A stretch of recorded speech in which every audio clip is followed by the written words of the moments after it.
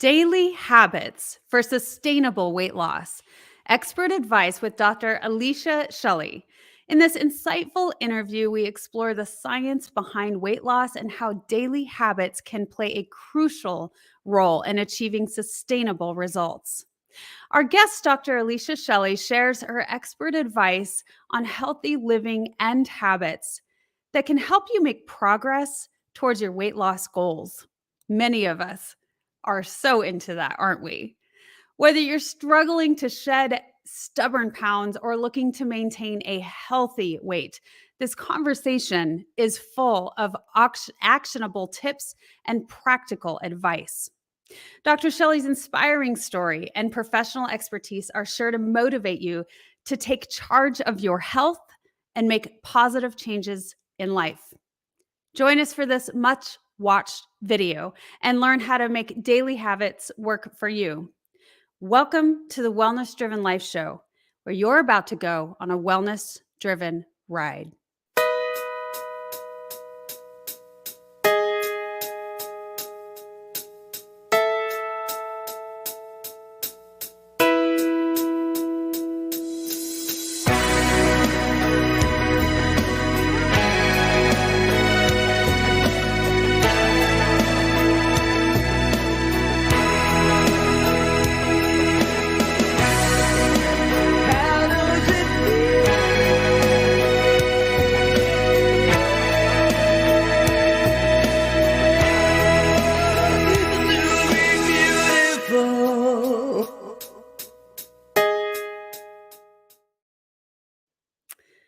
Let me introduce our awesome guest today.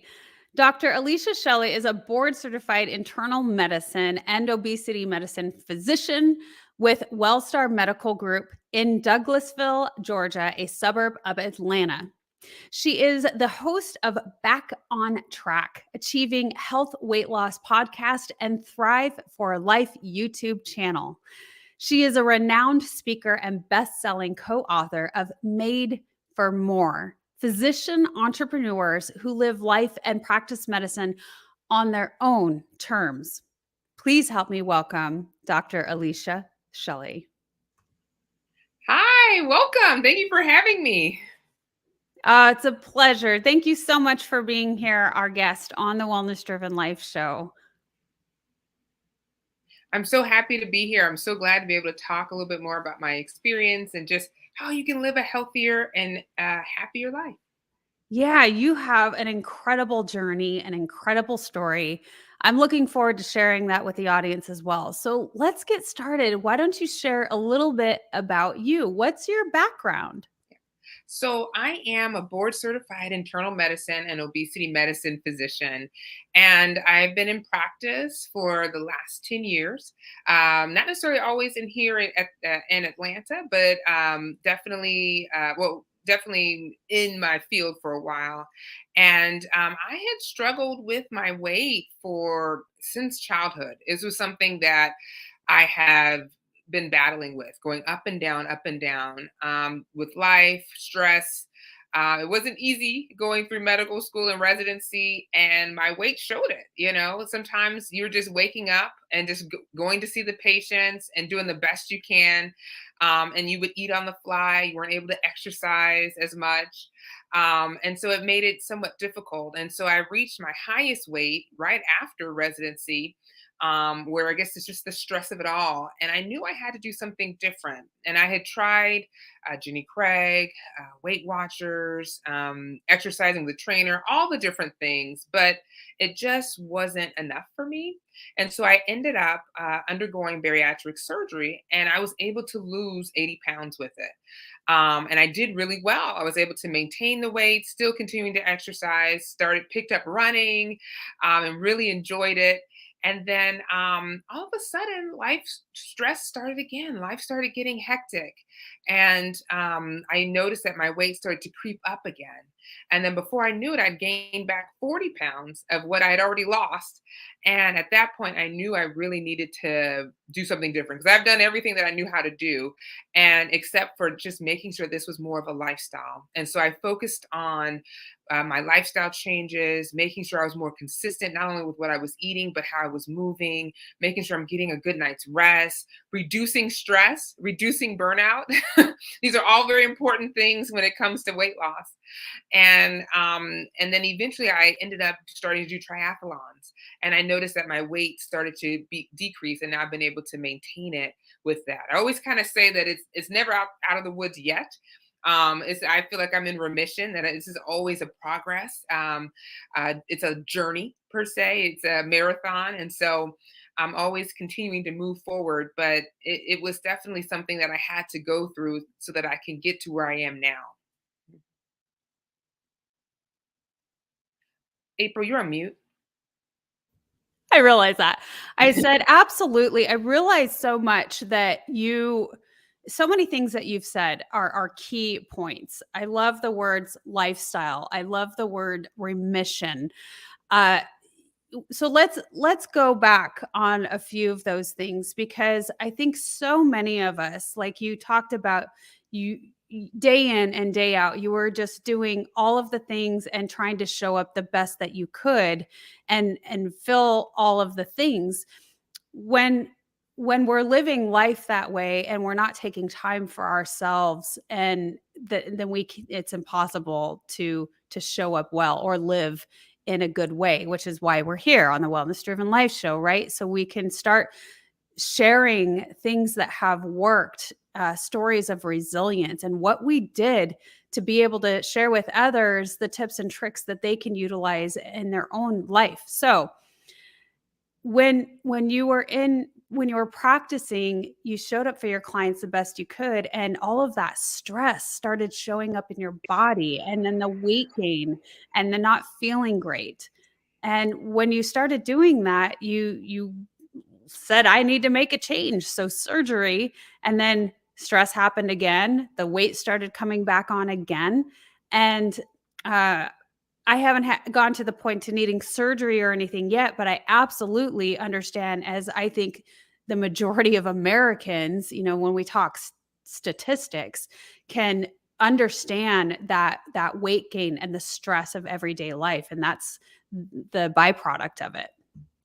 Oh, yes. And when we look at it physiologically, the extra cortisol that we're secreting in our body from the extra chronic stress leads to fat deposits. And so it leads to weight gain. And, in our society, especially American society, we tend to be all about go, go, go. We got to get to the next thing. We don't enjoy one thing before we move on to the next. And it just kind of breeds this sense of stress, this sense of high I guess you could say this sense of overwhelm a little bit, because always something is going on. And, Yeah. and I realized for me, sometimes when it actually ended up in burnout, because I was trying to do everything all the time, and I wasn't meeting my own expectations and my own and my perfectionism. I wanted everything to be perfect, and it just wasn't. And it was Mm. stressing me out. Stressing Yeah. me out. And so, and then I ended up being in burnout to the point where I just was lack of motivation, didn't want to do it. I was questioning, why am I even in this position? Why am I a physician? And when we allow stress to get that severe in our lives, it can really play a role not only in relationships with our families, but relationships with our bodies and how we feel. Yes. And you coming from the medical field, you know on a physiological level what stress does. When and you're practicing, right? But when was it that you noticed it? It obviously was after surgery, because you found out the surgery isn't what's going to happen. I have to literally make lifestyle changes. This isn't some immediate fix. And again, going back to, I really like the choice of wording with remission, because it's a constant work that we have to keep putting in, those little daily habits, right? To maintain that which we Mhm. have achieved. And so when was the moment that it just clicked? Because you've known this, you've studied it, but so many of us do just that, right? We're in a field, we know it well, but we, for whatever reason, don't show up for ourselves. It's easy to teach others, but to actually live it is a whole different thing. Yeah, so I think for me, what made that switch definitely was twofold. Number one, I actually sought out counseling, sought out Mm, coaching to help me with the burnout, to help me with my own expectations, the things that were kind of causing the stress. I was able to work that out with a professional. And then secondly, I realized that with my weight, that, you know, the surgery is a tool. When we think about what we have, medications and things of that nature to help with improving our different medical conditions, bariatric surgery is a tool. And so for me, it was important that I was consistent with mm, the different lifestyle changes because I would do them, but then life got in the way, and then I'd stop, and then I'd be like, oh no, I'm gaining weight again. And so mhm, what I found was that with actually having being writing out the different lifestyle choices, starting small. Like I wasn't like, mm, oh, I'm going to do all the things all at once. No, right. I focused on one thing at a time. Like for one problem for me was just kind of being consistent with exercise. And so at that point, I was on my own. I didn't have a trainer. So I was like, well, hey, at least we're going to work out with the trainer 3 days a week. We're going to start off with 30 minutes. And this is actually during the pandemic. So Mm, I ended up was doing virtually with her, and I would show up with her. And then eventually it started getting better where I started incorporating more running. I got back into the running that I enjoyed. I yeah. started joining more races. I'm like, okay, if I'm going to do this 5K, I'm going to have to actually train for it. So I started incorporating more running outside of the training. And then it started becoming more of that habit. The other thing that I started doing was I started writing down what I was eating. Now, I tell my patients, keep a food log, and Food everybody rolls journal. the food journal. They'll roll their eyes at me. They're like, "What? I have to keep a food log?" So important, especially when you're actively trying to lose weight because it helps you see what you're putting in your body. Like you're not picking up the small little snacks that may be around the house, or let's say you're at work and they have all these goodies. You're writing down every single thing and you're being more mindful of what you're putting in. And so that was kind of the secret sauce for me because I realized I was adding all these different snacks. I wasn't taking account to it. I wasn't even paying attention to it, but they Yeah. were adding up. And so that really helped me. So starting with that, those two, working number one, working on the stress, working on why I was in that burnout because that really helped me to. Yeah, and that was the counseling aspect, right? Where you started digging a little deeper on the why am I feeling? What's the root cause of the recurring thoughts that are not good? Yes, yeah, because it all plays a role. Sometimes we think, Yeah. oh, it's just pull away from the table and exercise more, but there's more to it. Oh, And it's yeah. important that you address the elephant in the room. And for me, that was the burnout. And so Mm, by me addressing that, kind of coming to terms with where I was, it helped me to kind of move forward. yeah.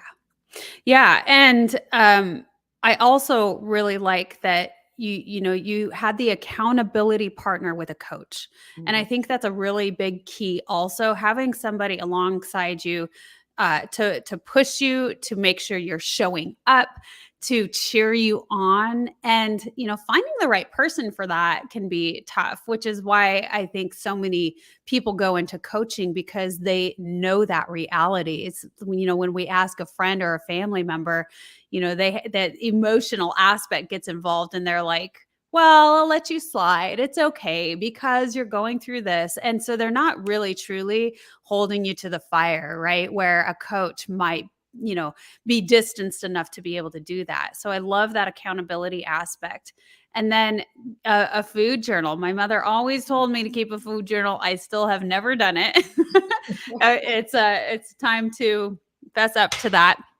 However, I know that that is a very key component too, to really being aware of what you're doing because when you start writing things down, you're like, "Oh, that is what I ate. That is what I did. This is the timing of it. But for me, having systemic lupus, what is important about knowing what I eat is by being mindful of what is happening to my body a few hours afterwards. Mm, Because the whatever I'm putting in my body shows up in different ways. And so how I'm feeling, then I can notate on, okay, so I didn't feel good after I consumed this, either beverage or food items. So all of those things really can start building an awareness of, how it's making you feel, what it's doing. Because if it's making you feel bad and you just feel bad but you don't know why, it could have just been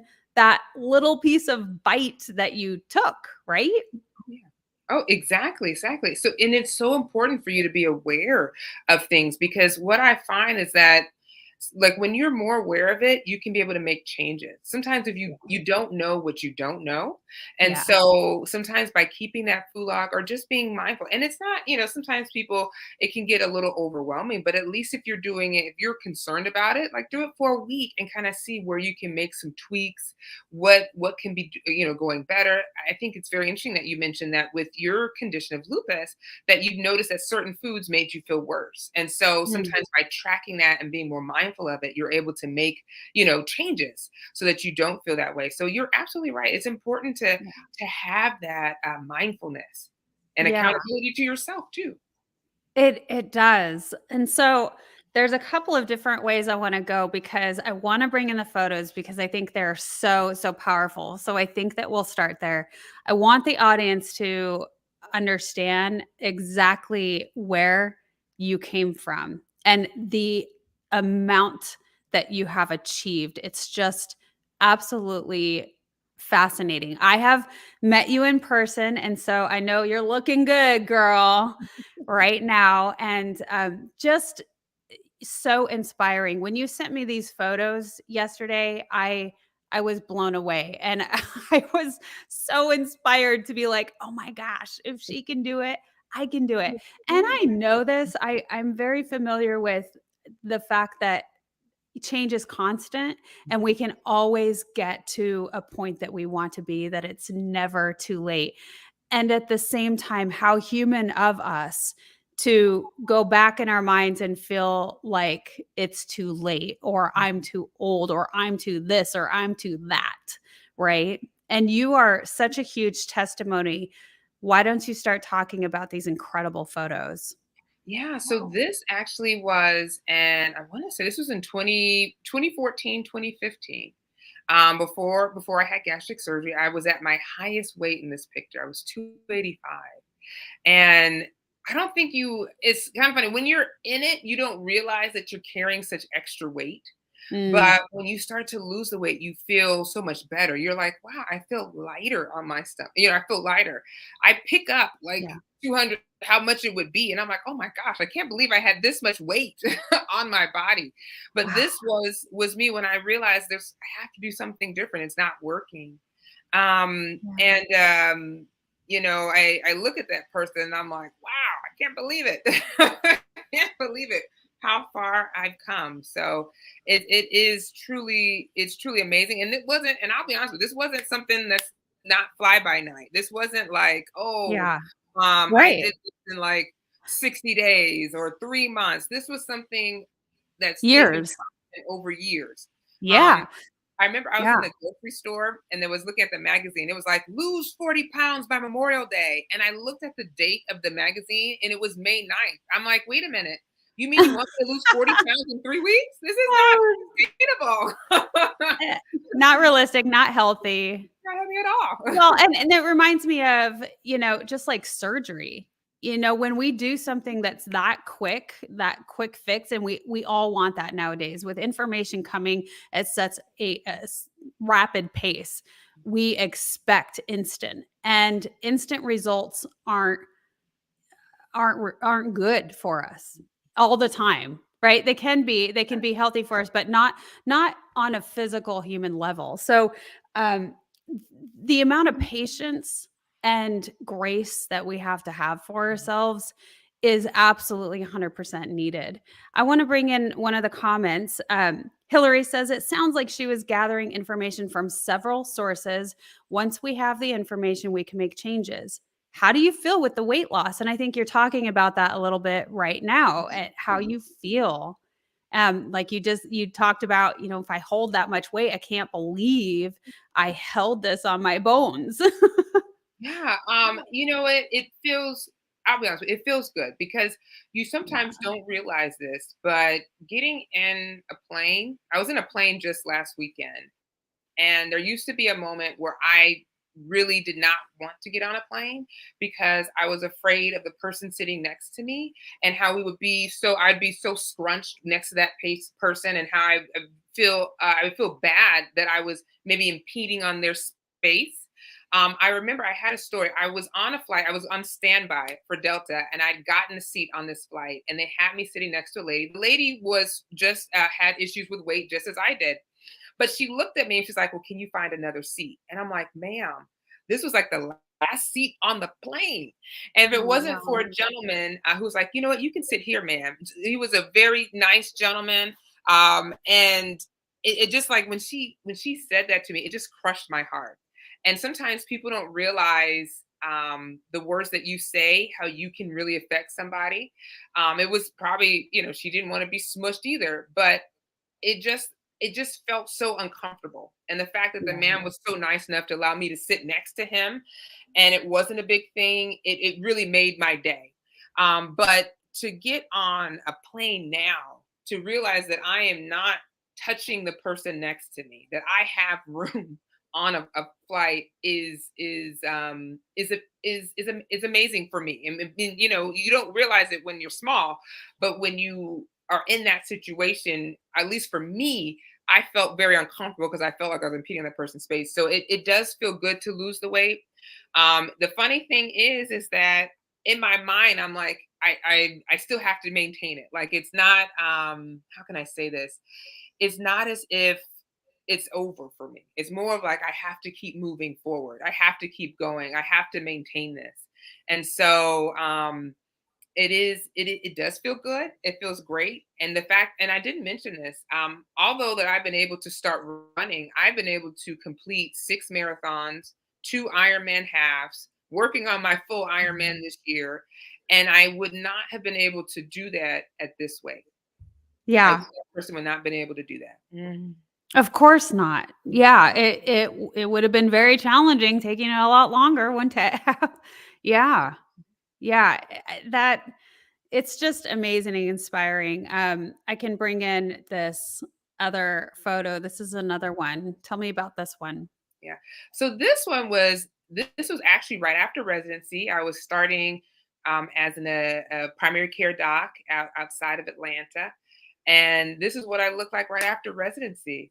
And the funny thing was, in medical school, I lost a lot of weight. I was able to be very consistent, but with the stress of residency, working hard hours, 60 hours. I think I only had 1 week of 80 hours a week, but it was stressful. And so you eat on the fly, you're not able to exercise as much. But this was my first year of just starting 2014.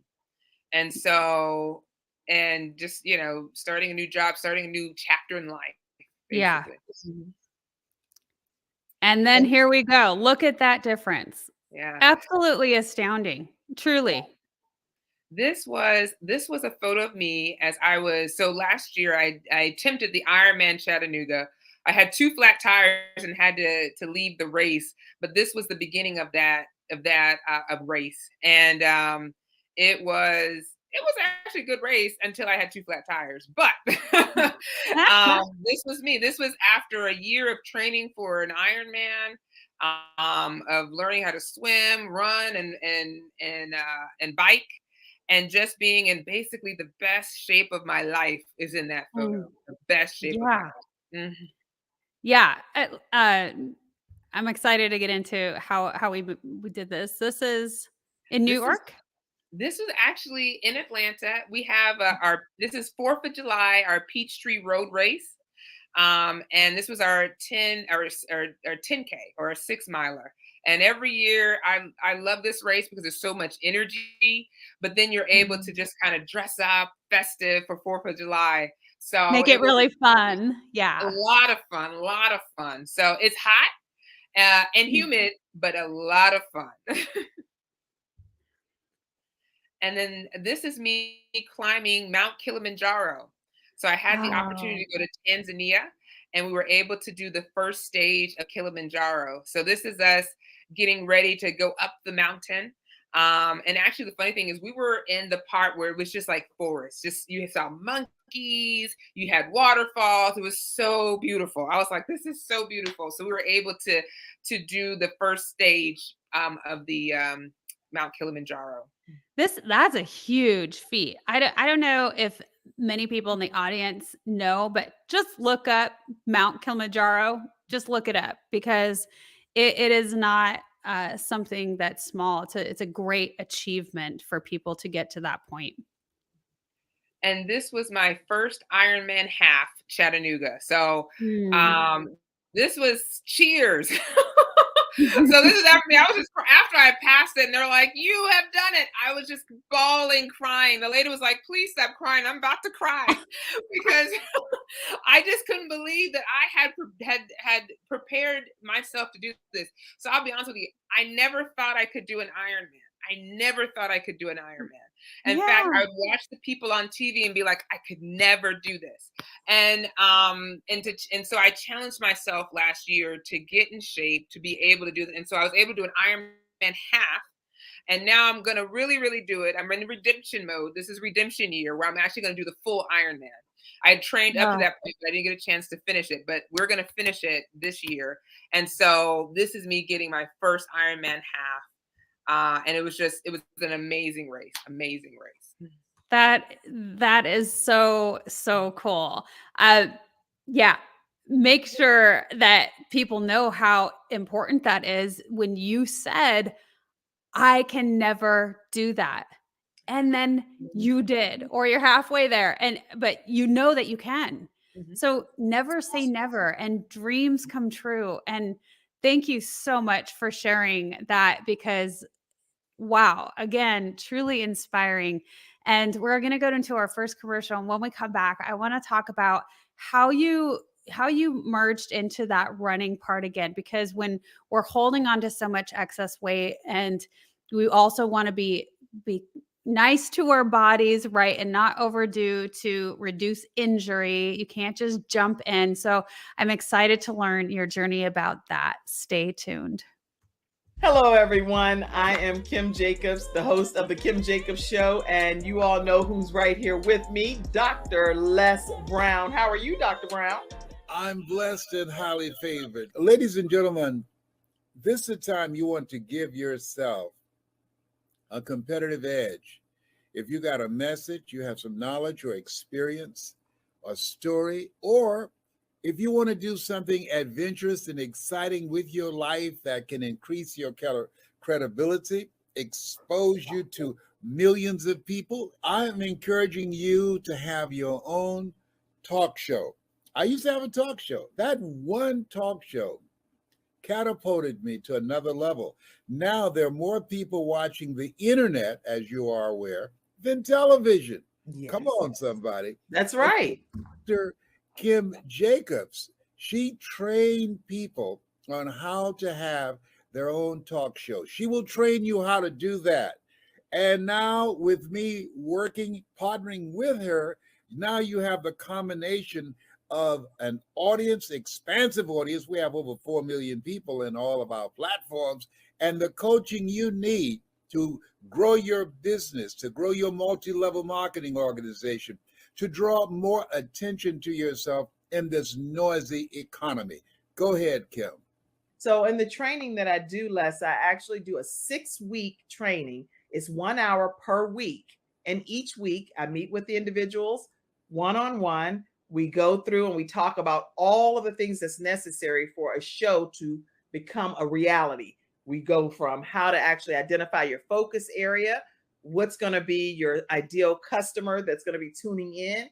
We'll talk about how to get guests, how to get sponsorship, how to go about getting your lighting, your branding, and your banners, and everything that you need to know. And guess what, Les? They Right. own their own content at the end of the day. And that's exciting. Now, if you're ready to create a shift in your business and in your life and increase your cash flow, I want you to go to KimJacobsConsulting.com. It's right there on the screen. KimJacobsConsulting.com. You know, people say opportunity knocks on every door. Right. No, opportunity stands by silently waiting for you to recognize it. So I want you to recognize that this is a time for you. This is an incredible time to have your own talk show. It establishes a level of credibility. Yes. And by being exposed to people on a regular basis, it allows you to strategically begin to impact and attract your audience. She can take you in a place in yourself that you can't go by yourself. So go to KimJacobsConsulting.com. That's KimJacobsConsulting.com. Did I say KimJacobsConsulting.com? Yes, you did. Very good. Make sure you go there and sign up for the coaching, and we're looking forward to working with you. You have something special. You have greatness within you. That's my story, and that's Kim's story, and we're sticking to it. Bye for now. Bye-bye. Yeah. So incredible coaches all around the world. And Dr. Alicia Shelly, you have such a beautiful story. And I think what makes great coaches is the ones who have truly gone through the muck. You know, they've done it all. They've lived it all. They know what doesn't work and what does. And so they can really help guide people and have, you know, a way to show up for them and empathy, so to speak, when leading someone into something. So I would love to know a little bit about your journey when you started pushing yourself a little more physically when you had the weight issues, right? It's like, I think people get stuck and where they feel like they can't move, or, you know, so how do you really start making those small movements? Do you start walking or running, or what did you do? And how would you guide someone to start if they're dealing with, you know, more severe weight issues? Yeah, that's one of the things that I hear a lot in my practice is when you have like knee pain, back pain, or different elements in your body where you're just in pain, and it really makes it hard in order to exercise and to be physically active. So for me, what I did, I mean, when I got started with running, it was out of the blue. I didn't think I would like this. My friend actually came up to me and she was like, "Hey, Alicia, do you want to do a 5K?" And I'm like, "A five what? What is that? You want What's to, that? how many, what? You want to walk, run 5 miles? I mean, 3 miles?" I was like, that doesn't seem fun at all. That picture that you showed of me doing the Peachtree Road Race, the year before I started running, one of the nurses that are in my office, she would talk about how she would do this race, and I looked at her and marveled. I was like, I cannot believe you would actually run 6 miles in the heat. I couldn't believe In it. the In yeah, the heat. In the heat. in the elements, outdoors. Like, who Outdoors. does that? Like, who does that for 4th of July? I couldn't fathom it. But my friend was like, listen, we can do a 5K and we can start from the couch. And they had this little app called Couch to 5K. And Yeah, so, I or you can, remember that. yeah, Is that app still going? I do remember that. I have no clue. But if you Google Couch to 5K training plan, you can get it online. Like you can get it anywhere. It probably is still going, but that's what I started with. Yeah. And it has you just walking, maybe starting walking 10 minutes, running a minute, so you're kind of Mhm. alternating it back and forth. But at the end of this app, we were ready to do a 5K. We were ready to do it. And so we did it. And I was like, this is a lot of fun. And so then I decided to do the Peachtree Road Race because this was a 6 mile. So it was just a little bit more than what I had done. And when I did that race, I loved it. I loved the energy. I loved the people. Like it was just such a fun Mm. race. And so I was like, well, if I did a 5K and I did a 10K, let me do a half marathon Now, I'm gonna be honest with you. I did not train as much for that half marathon than I did, and so I got my butt kicked on that one. That was the Divas half marathon where they have the firemen. They're with their shirts Mm. off. They're giving you champagne as you go across the finish line. Listen, Nice. by the time we finished that race, the firemen were all closed. They were on the bus with us back to the parking lot. We missed all of the champagne. But I realized at that point is that you really need to train. You can't just, you just can't just do it. And Yeah. so I'm one of these people, I can be a little frugal. And so when I put money down on a race, I want to show up for it. So before Mm, I had mm. run that half marathon and got my butt kicked, I'd already paid for the 10 miler and the Thanksgiving half. And so that's when I realized I need to train. And I actually enjoyed those races. And in Yeah. Georgia, they have this thing where if you do the 5K, the 10K, the 10 miler, the half marathon, if you do the marathon, you get a special prize. And I'm going to say, I always like a special prize. so, so I ended up training with the local Atlanta track club, and they got me prepared to do my first marathon. And what clicked for me in the marathon wasn't the fact of the whole marathon. Truth be told, I was scared to death when at the start line. I was like, "Oh my gosh, this is gonna happen." But what I loved was that the person I became in order to finish the race. I had to train. I had Mm. to show up, not only just for the long runs on the weekend. I had to show up for the short run during the week. And so, with the support of the Atlanta Track Club, having that around me, it made it easier for me to kind of continue to do it. And so, I loved my first marathon. It was hilly, it was hot, it was Georgia, but it was great. And then I ended up like each year starting to do a marathon. And so at this point, I've done six marathons. Actually, no, Wow. I'm sorry, seven. It I just it finished gets a addictive, doesn't it? It's marathon. addictive. I did a marathon last month, so Yeah. in London, and so, but it was a journey. Oh, It wasn't something that I started off with. I started slow. I started doing the Couch to 5K app, and I yeah. just incrementally got went further and further on, and just ended up enjoying and loving it. So I always say Mm. with physical activity, pick something you enjoy, pick something you love, because then it's not a chore when you're doing it. I don't Yeah. realize this. When I run, I have a natural smile. I couldn't understand why people would smile at me. I was running past, but I didn't realize that I was actually smiling at them. Because I'm like, we're outdoors, there's birds chirping, there's there's all this stuff in nature.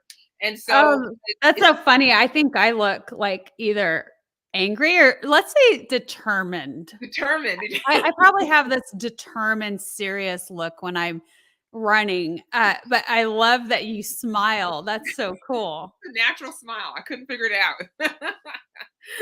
That's great. Well, I wanna highlight a few of the things that you said because, in today's world, having, apps and technology are so huge. I remember when I first started, once again, because I think we go through all these seasons in life when we get back to it and then we have the down times, at the remissions, right? And when I had gained a little bit of weight after I'd gotten out of law enforcement. So I wanted to get back to it. And I think I used the app Running for Weight Loss, but the same thing where it slowly guides you into, walking for, a minute or 5 minutes or what have you, into a slow jog, into a sprint. And you just do this slowly, 3 days a week, 5 days a week. I don't know, but you build yourself up slowly and you have that encouragement. So the way the apps are built nowadays, it's really great. And when you gamify it, it's very helpful because that's our human nature to want to win or be competitive or get prizes or feel like we're achieving something. And then I love that you said that, the way that you felt with the community, the people that were there during the races, and how energizing that was. So I think that when you start doing these things or going into the things that you love, you see a community with it. And it just is like wildfire when we get that excitement because you're building that connections and it's a high. And so then it becomes addictive, right? Because you're doing something that feels really good and you're doing something really good for your body. Oh, you're absolutely right. And I'll be honest with you, they started with prizes in like as a kid. Like when you're in kindergarten, you do something well, you get a sticker. And Mhm. so Yeah. it just is like a dopamine rush when you get something. And I have to admit to you, the prize that they gave me for doing the marathon probably was not enough for doing Of the course not. marathon. So it's It's a the good thing hype. they did not tell me what the prize was beforehand. They're just like, congratulations. I was like, what? It was a bamboo watch. I've never worn this watch at all. I don't know where it is in my house, but it was a bamboo watch. So don't, it was fun. I at least did it, and I was like, yes. Now I'm addicted to it. Yeah, and I think that, you talked about having to pay for runs, and I think that could be a turnoff for people, but there's a reason. I mean, not only do they need it to help run it, right? But at the same time, you're going to show up for something that you pay for. Just like the reason people, charge for their coaching services is because are you going to do the work when you're paying, hundreds to thousands of dollars? Dang right you are. You're going to match up to that because you paid for it. So when we pay for something, it's just like, okay, this is definitely something I'm absolutely going to do, and I'm going to show up and I'm going to do my best. Exactly, exactly. So whenever I put money down on a race, we are actually training for it. Yeah. We're getting Yeah. out. You don't get a refund. You got to get, yes, you may get a T-shirt, but that's not, you can buy yourself a T-shirt, but you're going to train for the run for sure. Right. So what are a few of the things that you do? Like you said, this is something that I have to work on all the time. Are there some key things that you do each day to help you maintain that goal? Yes. So there's several things that I do. Number one, I always kind of want to make sure that I'm doing some type of physical activity. It may not be daily, but definitely multiple times throughout the week. I like to challenge myself. I'm very goal oriented. That's just my personality. And so with the different races that I have coming up, I'm doing the Ironman Maryland in September. Mm. It helps me to stay active because I know in order for me to finish and not drown, I need to make sure that I'm in the pool. I need to make sure that I'm running. I need to make sure that I'm riding my bike so that I can be prepared to finish that finish line. So it really helps me to kind of keep moving forward there. The other thing I try to do is try to make sure I get my water in. I try to Mm. get at least 64 ounces at the minimum because number one, I do not want to cramp, and cramping was really painful for me. So I make sure that I'm staying hydrated, but then also it helps me to feel full throughout the day. I'm not sitting here, wondering, oh, do I want a snack, when it's more the fact that I'm just thirsty. So having that water helps me to feel good. Also, the other thing I try to do is I try to eat healthy. I'm in a practice, and so we have pharmaceutical reps that bring lunch, and so that's so hard because it's not always very healthy, and you can't really control what people bring.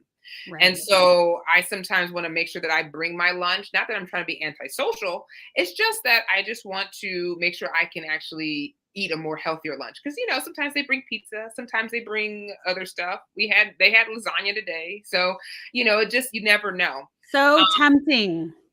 Yes, very tempting, very tempting. And so it's good to kind of have what you're going to eat.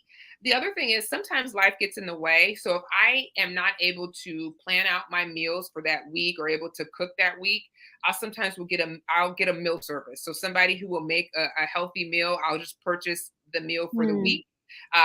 They'll prepare like meals in like these little small containers so that I can have one every day. So at least I'm able to get that in, because some days it's just a rough week, and so I it's love that we have that now, that Mhm. those options are available to us. How cool is that? I mean, more and more of those things are popping up. So it's so helpful. Even when I was I still do it every now and again, but juicing, like my celery juice. And where if you go to buy it in a bottle at the store, it has other ingredients, even lemon juice, but that's not what I want, right? So there's so many juice bars up now. So when you're traveling, you can just look it up and you're like, oh, cool. That's, 2 miles away. I'm going there. So you can navigate that and push that in, especially for, if you're somebody who lives such a busy life and you're traveling, and making sure that you're just intentional about planning things out. And sometimes that's the harder part because you have to like set aside time, but I just have to schedule it. Like I'm like, hey, Sunday, we're gonna go and do our meal planning. We're gonna go to the grocery store and we're gonna cook. And I outline, Yeah. that time so that I can be able to do that and prepare. Because when I'm able to prepare for the week, much better week. I don't have to think about it. I'm Oh, just grabbing yeah. and going. I can just focus on the exercise and making sure that I'm scheduling that in. And when it comes to exercise, although I have a coach that kind of helps with guiding me on what I should be doing for this Ironman, I have to put it in the schedule because if Mhm. you don't plan it, it's just not going to get done. Because honestly, would I prefer to sit on my couch? Yes, yes, I would. So what I have to do for myself is I have to have my workout clothes, which I do have beside me, so that after I'm done, I'm gonna go work out. So I don't go home and then end up, talking myself out of working out.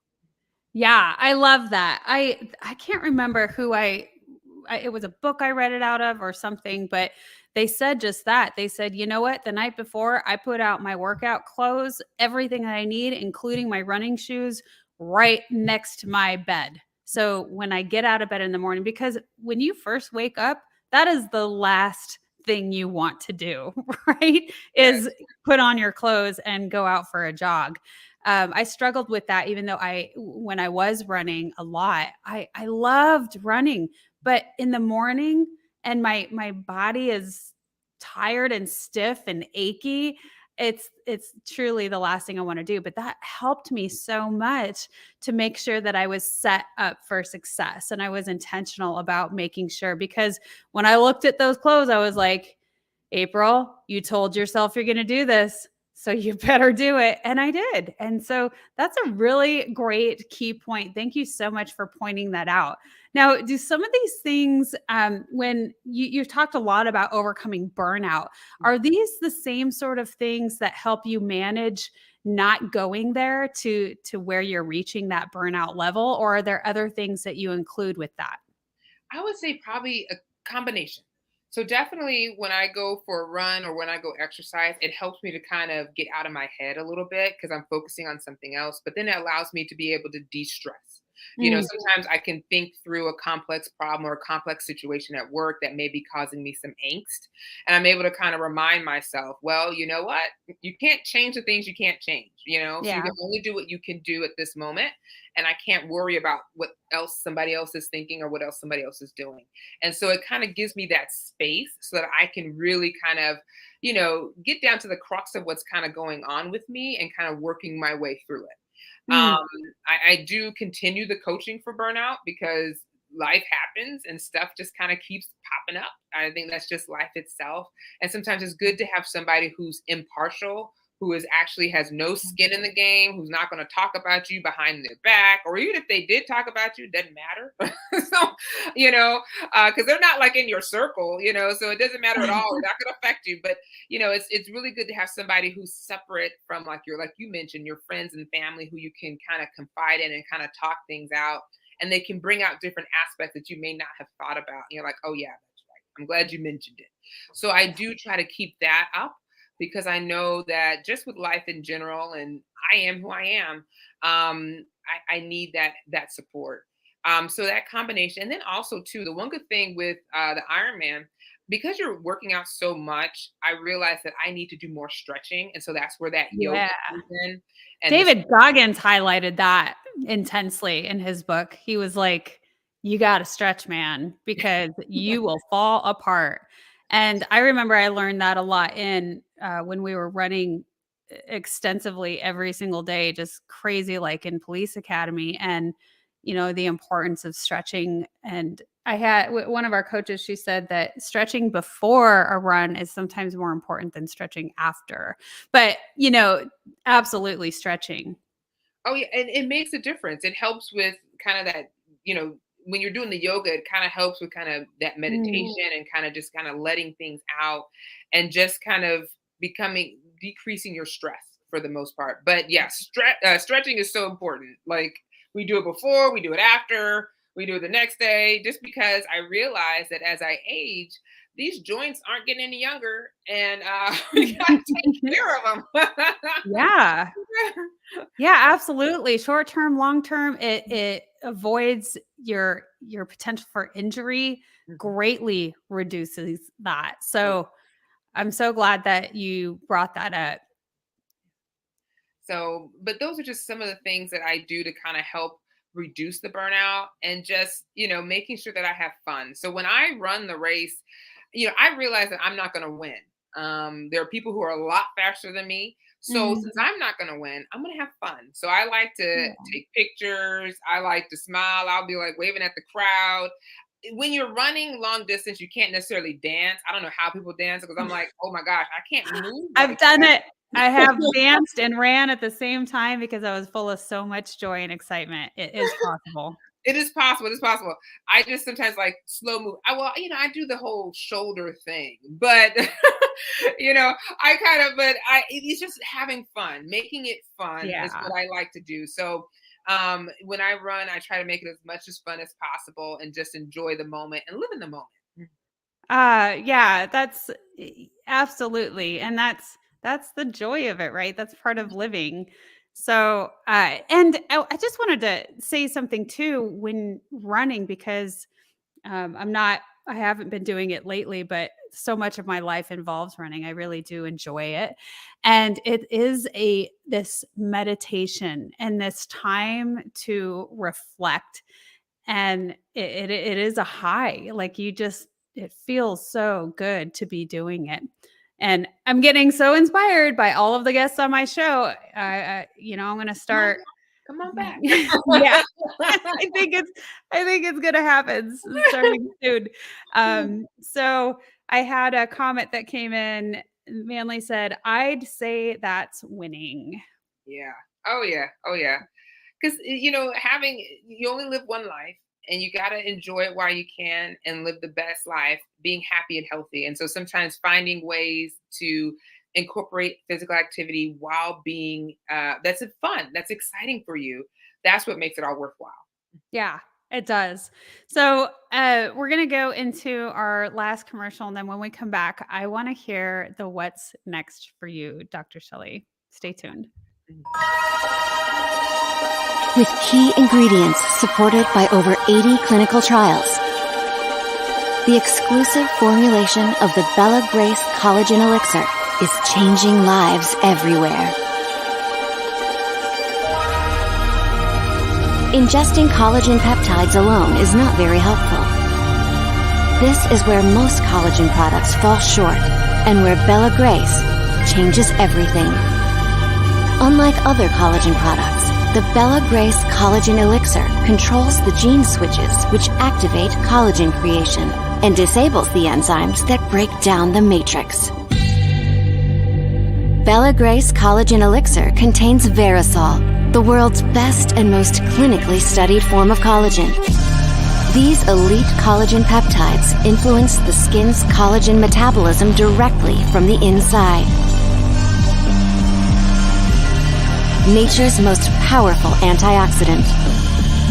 6,000 times more potent than vitamin C, Astaryl astaxanthin prevents the activation of gene switches that drive inflammation and activates the gene switch responsible for cellular repair and longevity, forming bridges across cell membranes, protecting them from free radical attack.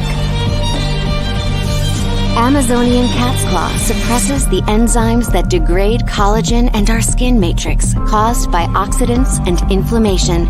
It simply turns the switch off. The world's most studied collagen, plus activating the genes that make collagen, plus switching off the genes that break down collagen, has resulted in something the world has never experienced. The Bella Grace Collagen Elixir. Start your 30-day Bella Grace challenge today.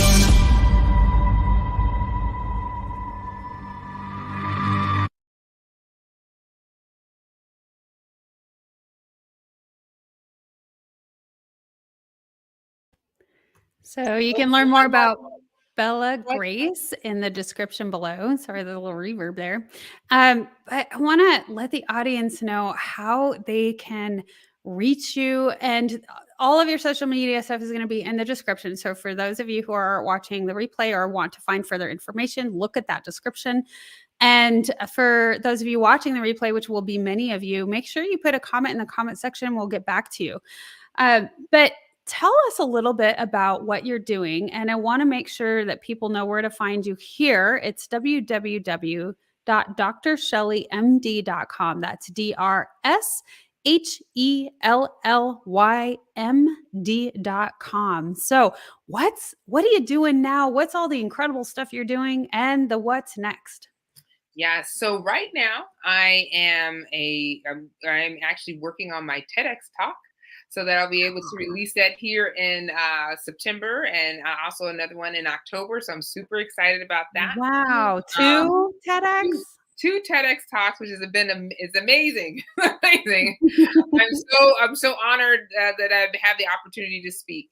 And so also I've been continuing on my podcast, on the Back on Track Achieving Healthy Weight Loss podcast, where you can find anywhere where you actually look at your podcast.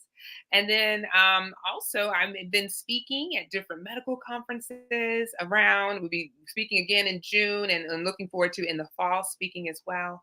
And just being able to share health and how people can live a healthier life. Okay. Manly says, can we get a sneak preview on that TED Talk? I don't know if you're allowed to do that. Yeah, I'm not sure if I'm allowed to, but I'll tell you exactly. I'm talking about how one are able to lose weight with the Iron Woman mindset, where we talk about how the lessons I learned from my Ironman experience, how you can be able to lose weight with that. So just a little preview. No, that's great. It's so fitting, right? And so powerful. I think you truly have embodied the I don't think this is possible to making it possible. And I don't know what you had to do to put that fire inside of you to really push and prove to yourself that you could do it. But that's an extraordinary thing that so few people have. That's also, again, why we have the show, because I want to encourage people that, there are people like such as yourself who are doing it. And so I want to go back a little bit too on your podcast and highlight that, because we lost you for a minute. Could you say the title of your podcast? Yes, it's the Back on Track Achieving Healthy Weight Loss podcast. Okay, cool. Back on Track Achieving Healthy Weight Loss podcast. So I want to make sure everybody knows that. And I have here today, this is the book. Oh, yes. Yeah, I have not Made for More, that you co-wrote with many other physicians. Yes. In my chapter, I talked about just starting, where we were all physician entrepreneurs, and how sometimes you just need to start your business or start the next thing that you're trying to do. Sometimes we sit there and we think about it, but we never put action to it. So I talk about how you just got to just start and get started with your weight loss too. Yeah. And practicing in that medical field on your own terms. Yes. Yes. I So love that. There's more to it than just seeing patients. We can be able to impact the world. Oh, that's so cool. Well, is there anything else that you want to share with the audience today? Yes, I just want to say, wherever you may be in your health journey, know that even if you may be in a place where you're just like having a flare up or not necessarily where you want to be, know that it is possible to get where your goals are. You just have to take small steps, small goals to get there, and just continue to add that consistency. Sometimes it may get difficult, and you may feel like giving up. But know if you give up, you're not going to make it. But if you keep going, just kind of like that, the tortoise and the hare, eventually you'll get to the finish line. So just keep moving forward. I like that. The tortoise and the hare. Eventually you'll get to the finish line. Slow and steady. Slow and steady wins the race. Well, Dr. Kelly, or Shelly, excuse me, it's been truly an honor to have you on the show, sharing your incredible journey. I loved sharing the photos. Thank you so much for providing that for for me and the audience, because it's one thing when you can tell a story, and another thing when you can really provide the evidence of like, hey, seriously, this is where I was and this is where I am. And I want to encourage you that all things are possible. So thank you again for being a guest on the Wellness Driven Life Show. And to our audience, thank you so much for tuning in. Make sure you subscribe to the YouTube channel so you get future notifications. Come live with us and engage with our incredible guests and ask questions as we are live. So stay tuned for tomorrow, and goodbye for now.